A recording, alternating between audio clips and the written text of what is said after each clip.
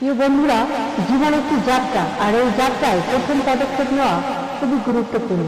অনেকে স্বপ্ন দেখে সফল হওয়ার জন্য, কিন্তু ভয় পায়। তারা মনে করে যে আমি সফল হতে পারবো না, নিজে ভেঙে পড়ে। তাই প্রথমে গুরুত্বপূর্ণ হচ্ছে আপনি শুরু করুন। আপনি ভয় পাবেন না, আপনি শুরু করুন, আপনি পারবেন। আপনি নিজেকে সবসময় বলতে থাকুন আমি পারবো, আমাকে কেউ থামাইতে পারে না, আমি করতে পারবো, আমি জয় হতে পারবো। তাই প্রথম স্টেপে আপনি ভয় না পেয়ে শুরু করুন। আর আপনি যখন শুরু করবেন তখনই আপনার সফলতার আর্ধেক আপনি পেয়ে যাবেন। তাই জীবনের প্রত্যেকটি পদক্ষেপ নেওয়া খুবই গুরুত্বপূর্ণ, এবং নিজেকে সেইভাবে তৈরি করুন যেন আপনি সফল হতে পারেন।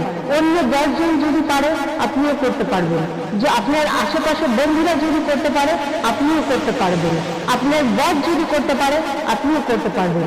নিজেকে কখনো দুর্বল মনে করবেন না, নিজে কখনো ভয় পাবেন না। নিজের পথ নিজেকে অতিক্রম করতে হয়, কারণ জীবন খুবই সংক্ষিপ্ত।